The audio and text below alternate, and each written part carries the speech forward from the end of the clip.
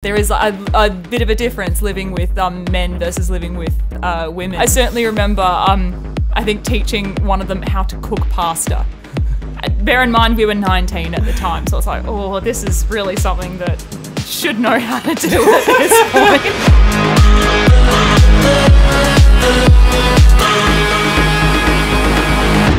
Welcome back to the Sharehouse. I'm Mikey D. I'm joined by my best friend in the world, Joel Harris. Hello, everyone. And today we are privileged, honoured, it's an absolute pleasure to have actor, bilingual extraordinaire, writer. Can you use stilts? I wish. just want to really, bolster out the resume. Stephanie Baser, welcome to the podcast. Hello, thank you so much for having me. Professional improviser now too. Oh my gosh, yeah, that's true. Woo! Let's go. You've lived in many different locations with a lot of people, and the podcast is called The Sharehouse, as we know. And you've lived in many of those. And I think the big thing we wanted to discuss today was the perspectives of living with multiple boys and multiple girls and the difference in those homes. Yes. Is there a difference? Maybe there's not, and that's the end of the episode. Yeah. I know, can you imagine? No, obviously it comes down to everyone as individuals and different people, but and I can only speak from my experience, but in general I found that there is a bit of a difference living with men versus living with women.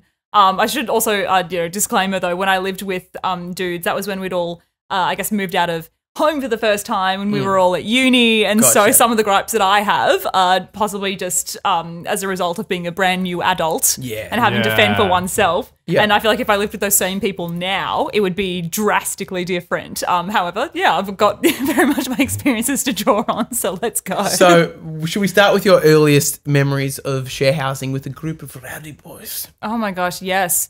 Well, actually, my first share house experience was living on res at uni. In there were two different areas of res, and I lived in the section that had everyone had their own room and own bathroom, but there was a communal cooking area, and that kind of thing. And for the most part, that was pretty great because I had my own space. It was just dealing with other people's mess in the communal area, and there was the communal fridge and freezer, and so having to label everything, and for the most part people were pretty respectful and didn't steal other people's things. I just didn't like having two areas and not having everything in the same. Did you not have a shelf space that was your own?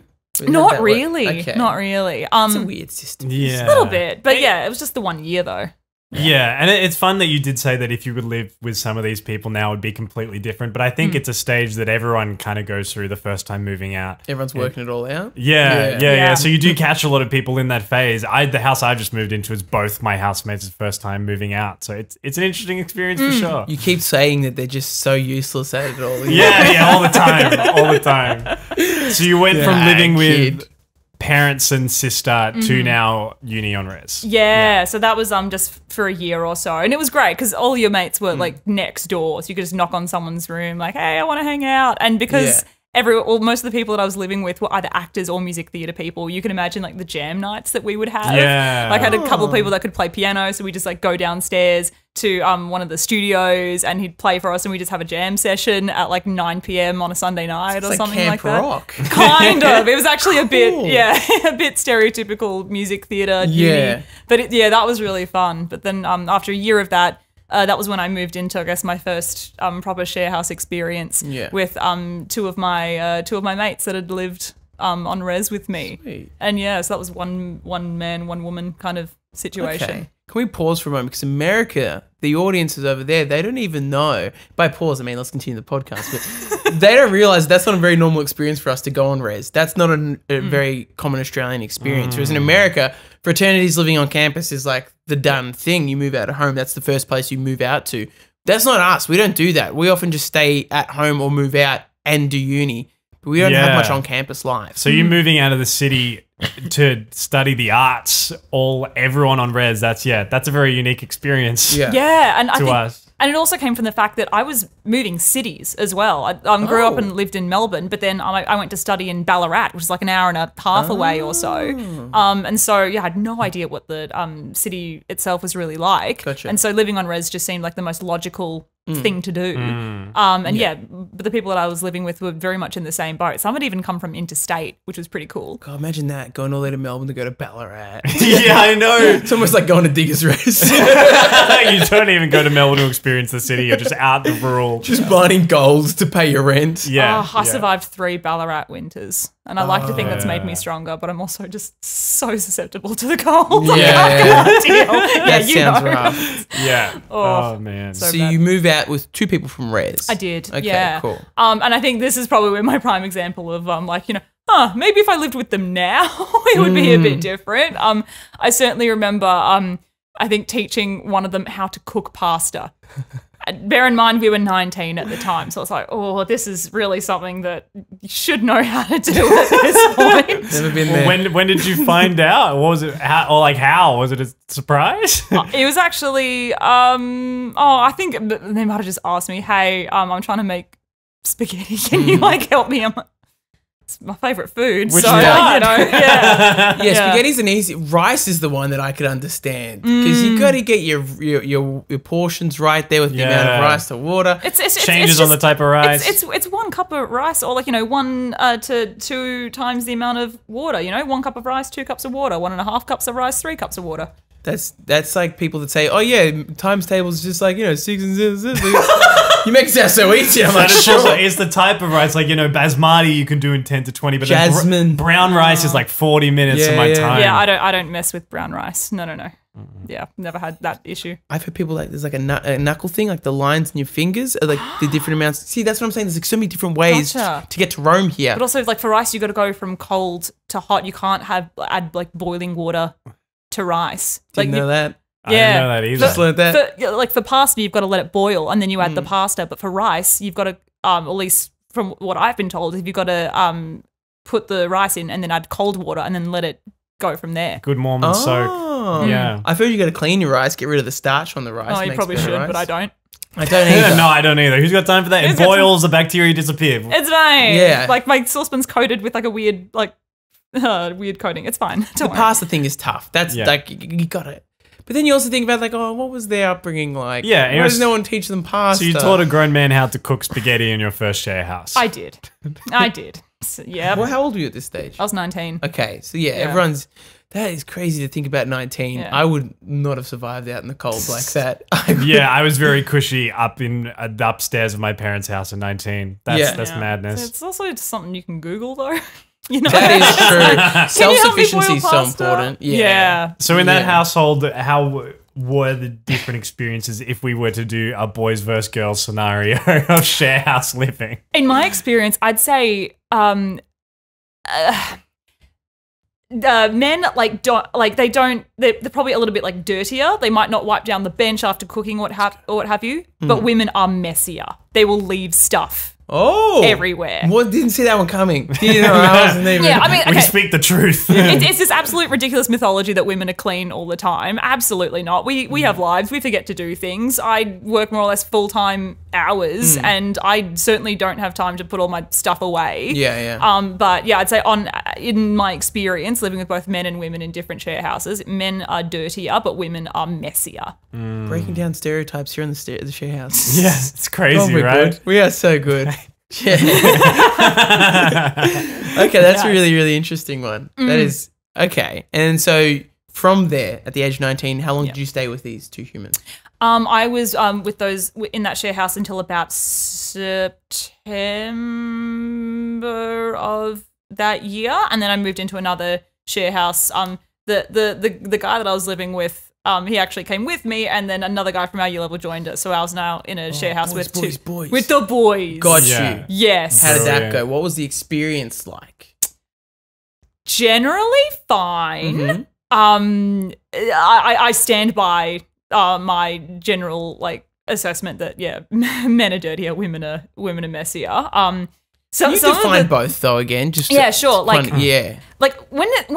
you're messy, there's just stuff everywhere. Okay. Things have not been put away, or there's just clutter everywhere. Got you. Whereas if things are dirty, it's there's there's dried food on plates, Sure, or like you. or on cooking implements, Stovetop's or a like different color. Stovetop is a different color. Things haven't been vacuumed, like all that kind of thing. Yeah. There's like trash not in the right bins, and that is a personal pet peeve of mine. Like lolly wrappers, they're plastic, yes, but they do not go in the recycling. There's a difference between hard and soft plastics. And one of my male housemates, he knew it got under my skin so much to look me dead in the eye and just put like his Snickers wrapper in the recycling. And I'm like, all right, I know you're doing this to annoy me, but at what point do you like drop this whole bit and just start doing it correctly so that I don't have to go back and clean up after you? Yeah, it's an awkward thing to bring up those gripes because it's like, how do I make this not sound like a criticism of you, but also I'm just telling you like the general right way to do things. Yeah. And it's like, when is it your job to teach somebody how to be an adult? Exactly. I don't think it ever is. It's and I not. think that's just an incompatibility of living with someone else. And you just kind of got to let it slide. And then to a certain extent, it becomes like weaponized incompetence, like disguised as like a this is a joke. I'm like, no. Yeah, man, I left all my beard trimmings in the sink just for you because I know it gets under your skin. Yeah, that's a prank. Just like, no, just... Yeah, it's like, you want to buy some drain cleaner for that? No? Yeah, All right, I'll do yeah. it. No You're worries. just not getting to it. It is a crazy thing of living on living on res, I would think, is that everyone's so busy and it's so new and everyone's so everywhere that a lot of things would fall to the wayside quite easily, I imagine. Yeah, well, that's why I did get quite lucky in that I was able to have my own room and my own bathroom. Yeah. Like, at the very least, it was just the communal cooking space that was a pain from time to time. Oh, sorry, on res and like the share houses during uni times. Oh, yeah. Sorry. Yeah. How would you categorize yourself? Are you a clean person, would you say? Clean person, but I've got to dedicate like at least a couple of hours in my week to just putting away stuff because I don't know where the clothes come from. They just kind of ended up on my bed. Yeah. I mean, it was possibly one of the. Well, it was a really lovely assumption that someone made about me, just being like, "Oh wow, sorry that you had to live with that person for such a long time. I imagine that would have been really annoying, your space being messed up like that." And then my current housemate just went, "Actually, Steph's not as clean as you'd think she is." I was like, "Thanks, babe." That And he'd be grounded after that compliment. Humbled. Yeah, which okay. is, very nice. I mean, I'm particular about certain things. Like I have a knife set that I was gifted, and I'm like, when the knives are used, please hand wash them, dry them immediately. No rust. And no rust. Yeah, you there. get it. Don't put them in the dishwasher, it dulls them. My rule is don't use my knives. I didn't even give people the opportunity. Oh my god! Don't use my knives. But it gets to a point eventually, like in a share house, you are sharing a lot of things. No, knives. Everyone brings their sets of knives. Okay, so it's just the knives. Okay. Yeah, well, like expensive. They're expensive. Yeah. And cooking on a dull knife, dangerous. You don't want it. Yeah. I sharpen my knives, treat them like my babies. I don't want any rust spots. If I get a rust spot, I'll be mad about it. But like in my home, I'm the fridge, the washing machine, and the dryer. They're all things that no one's bringing their own fridge, you know? You just got to like have a general respect about other people's things. Yes, I agree. I think just when it comes to like certain, you don't use someone else's toothpaste. That's their toothpaste. There's little things where it's like, that's my body wash. You've got your body wash. Unless we've spoken and said we share these items, you leave my items. Yeah. I guess it's a little bit trickier in that I own 14 out of the 15 knives in our household. Right. Stephanie loves knives. Yeah, so I'm so happy to share the knives as long as the knives are cleaned afterwards. And like, no, my housemate's really good with that. Yeah. Which is great. And it is funny, that compatibility with certain people. Where I imagine how much negotiation went into housemates while at uni, like you consciously brought the man with you and then had to find someone else. Oh, well, the third person who joined our household, he was moving out anyway, because he had been, from what I remember, in like a studio apartment kind of thing, and he just didn't want to live on his own anymore, partly because of the rent price and just because he didn't want to be like, he wanted to live with people. Yeah. And so it just happened, it was totally serendipitous that we were able to, the three of us, come together at that point. Sure. So I mean, for the most part, we had a lot of fun as a household. Like our house, I think, actually became like the party household. Sure. I mean, like we don't go super hard at parties, but just because we had a 2-story townhouse, and like a really nice living area. Yeah. And we were like a 10-minute walk from uni. our house just became a fun party house. Cool. And we had an oven, and I loved baking brownies like during parties. Brownies at parties, huh? Yes, they were normal brownies. I promise. Hey, no judgment. Don't worry about it. It's fine. I had one of my classmates I offered her a brownie, and she just kind of looked at them and just, are these weed brownies? And then one of my housemates, bless him, just went, dude, no, this is Steph. Come on. Yeah. Like, they're completely normal Steph's brownies. a square. It's okay. She's boring. Sober till second year uni Steph. Yeah, why would she put weed in these brownies? I do fear that they're walking into a house party and I see, like, I'm an absolute brownies. Like, I was trying to think of a better word than that. Yep. Guess we'll bleep it. And if I see a batch of brownies, like, I want to go all in. And I do have to do the cowardice, like, they got drugs. I can't do drugs. I drove here. I don't do that. Yeah. And it's toughy. It's tough because you feel like a big nerd. Absolutely. Yeah. But my secret ingredient, raspberries. I thought you were going to say love, but raspberries. No, I fill them with hate and raspberries. That's a strong That way one. they're spicy. They complement each other. Good Yeah. flavors. Yeah. Okay, I want to speed run through your history of share housing so then we can Yes. recap now in hindsight. Delicious. And then go, because I like we're getting tidbits of everybody, but to draw comparisons, I think we need to see the full picture. Yeah. So from the townhouse, you went to where? Well, then I graduated. Okay. Yeah. Okay. Moved back home. But then because I'd lived out of home for 3 years at this point, it was almost like moving into it like another kind of share house, but it was back with my parents. And then I was immediately comparing them to, my different housemates that I'd had. And I'm like, wow, it's really annoying when like you put the tea bag in the sink instead of in the bin. But then there's a power dynamic if it's There's their the power house. dynamic. They Yeah. own the damn house. Yeah. Exactly. And then COVID happened. So that was actually a minor blessing in disguise that I was, living at home during that time. Yeah. But then I got a touring contract, which Oh. was lovely. Okay. This is actually a bit before COVID happened. Okay. So I was touring with a company called Brainstorm Productions, and what they are is a theatre and education company that goes to primary schools and high schools, performing educational in-school theatre for the kids there. And we performed the kids from like age 5 to often like 16, but occasionally we'll get year 11s and 12s if the school thinks it's appropriate. Yeah. It was an amazing time. But because of the way it worked out, the team that I was originally cast in was the yellow team, which meant that we ended up going to Queensland and New South Wales and everything. Yeah. And this was after like 3 weeks of rehearsals in Ballina, New South Wales. And the way that touring with this company works is often you're in a team of just 2 people. And so you get to know your touring partner really, really well. Yeah. And so that was almost like living in like, I guess, a portable share house of a sort. Because of course we flew up to Ballina, did the rehearsals there, and then we were immediately on the road living out of a suitcase for the next 8 weeks or so. They just put you up in apartments as you went? Yeah, kind of. It depends on what the tour is. So because we were just constantly moving, we were given like a living away from home allowance. And that essentially meant that we could choose where we stayed as long as, I guess choosing the best way or the best place to stay according to the school's location that you're visiting the next day. Okay. Yeah, so it was just a lot of like communication with my tour partner about, where's best for us to stay, what do we want to do on the weekends. But we were very much living in each other's pockets for like the next 8 weeks. Yeah. And then COVID hit, so we had to like drive home from New South Wales. snap. Yeah, that my was wild. God. Yeah. But over these tours, to my understanding, you toured with 2 different guys did. on 2 different tours and probably about 9 months with each of them, 24 hours a day, like in each other's like space. Yes. Yeah. Wing crumble. Yeah. I'm just wondering, would it be easy to draw like points of difference between you two? Because you're literally just you're like living together for 9 months and like very little breaks from each other. It was interesting the way it worked out because I toured with one actor for 2 years. They were over the COVID years.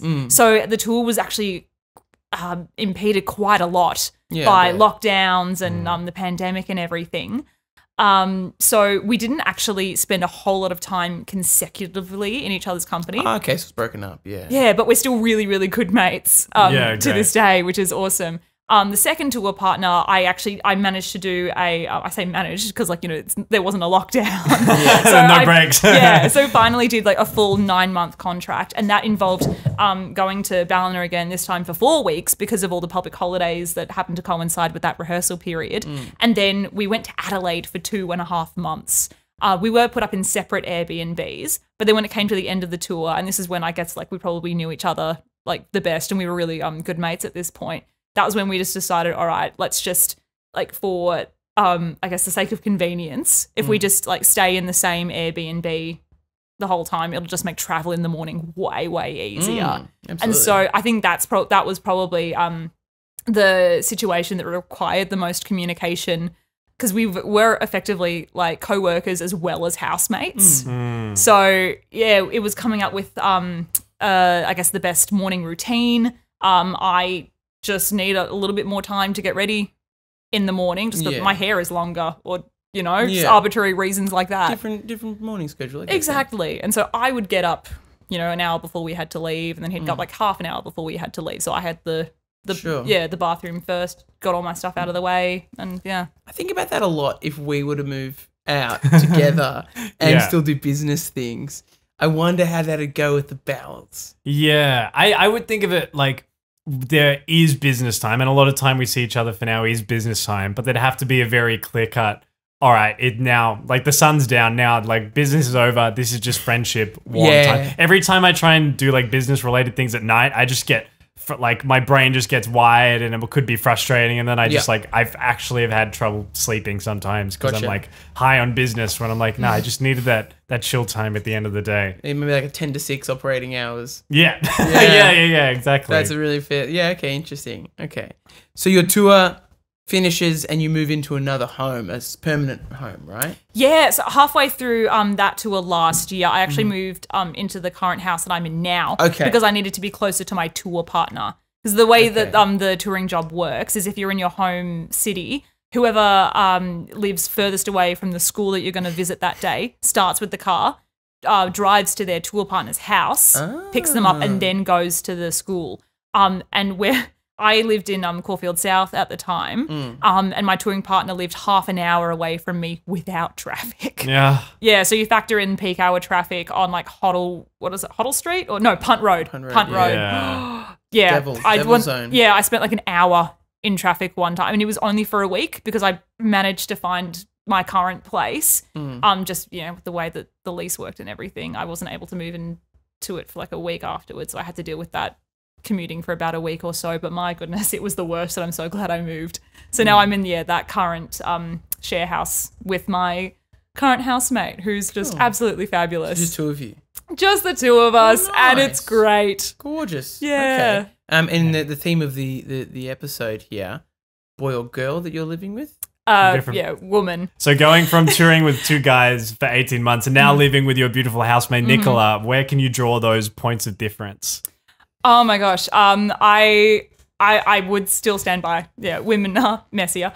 There's some things don't change. Yeah, no, they don't change. I think because the difference is I was touring with colleagues, and so we had to have a professional working relationship. So everyone, for the most part, was trying their absolute darndest to be as polite to the other person as possible, which meant, cleaning up after themselves, making sure that all their clothes were on their designated side of the Airbnb. Whereas because my housemate and I, we share the same space. Sometimes I'll come home and I don't know, there's things over the couch, but then I do exactly the same thing. If I've had a lazy day and suddenly it's 11 p.m. and oh my gosh, I've got work at 9 a.m. in the morning. I think it's because she does it and I do it where it's okay. Yeah. Come to a common ground.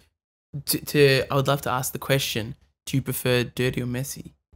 Messy. 100%, because dirty is gross. Yeah, grimy. Yeah, it's grimy. It lends itself to mold and that kind of thing. It's super gross. And then because what comes with dirty is you've got to actually clean it. That involves cleaning products and that sort of thing. But when it comes, but when it comes to messy, you just got to invest a little bit of time and just put stuff away. Yeah. Things have its place. You just got to invest the time into doing it. But when it comes to dirty, you got to get out the the bleach, the mold killer, the microfiber cloths, the sham wow. The sham Yeah. wow. Joel, what do you prefer? Well, it rings very true in my house as well, living with a boy and a girl. Like, sometimes I'll get home and I'll go into the kitchen and I'll be like, oh, all of Shanae's bags are all over the table. And then I'll walk a bit further and I'm like, oh, Stan definitely cooked something. So, I Wait, don't now know. you got to out yourself. What have you done to contribute to the mess of the house, you know? Are you walking around just floating through the house like a perfect man? I don't know. Stan's sitting over there. Yeah, Be careful there. I don't know. I like to think, because I am a very clean person myself, so I feel it in my head every time, like, I'm like criticizing someone else, and then when I'm doing the same thing, I'm very aware of like, oh, now I'm the person in this position. Could I try and make a difference and not leave clutter or a mess? And I found I'm very different too. I know a lot of people like to come home and just like put their stuff down wherever, where I think I picked up a habit in my parents' house where I just wanted all my stuff in my room. So I very much got in the habit of just like, everything I own and use, like, it'll always go into my room. And here's my worry about that, though. Yeah. As I'm about to move to Tara's home very shortly, we're about to share a Yay. bedroom. Well, yeah, very exciting, of course, very excited. But the dumping of things at the end of the day into the bedroom, you can't do that anymore because you're sharing a room with someone. yeah. I'm not allowed to go to Stephanie's house unless her bed is clean. She won't let me in. I feel bad. You're about to share my space, and I'm inviting you into that space, and yet the space is not ready for you. I don't know. I just feel, I just, you know, if That's I'm an going to early invite you, days relationship thing for sure. That'll go.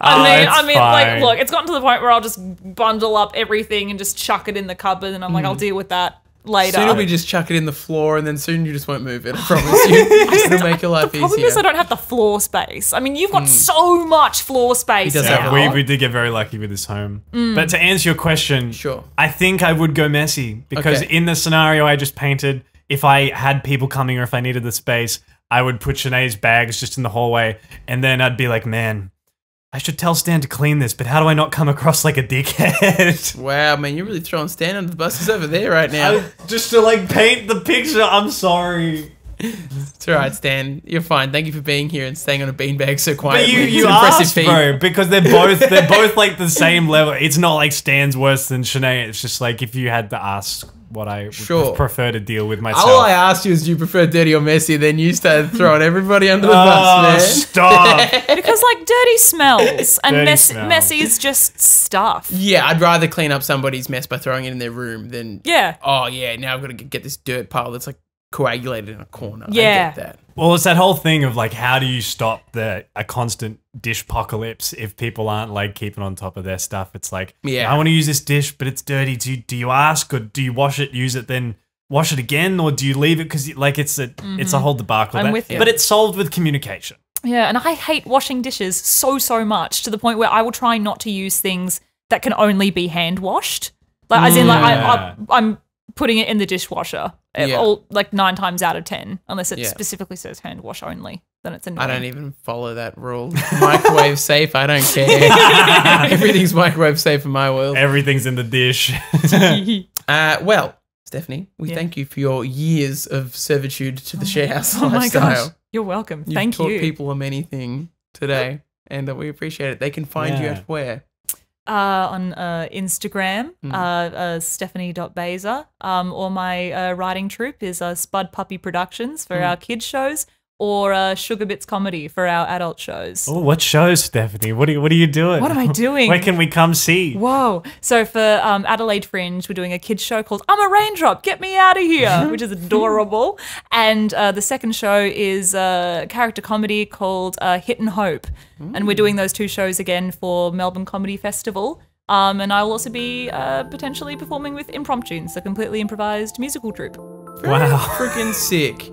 We're not doing much with our lives, so we won't promote anything. Just at ShareHousePod. Doing not much. You can email us sharehousepod@gmail.com and keep watching us do this. It's not going to change. A live podcast could happen one day. That could be knows? fun. Who knows? Hey, make sure to tell someone you love them today.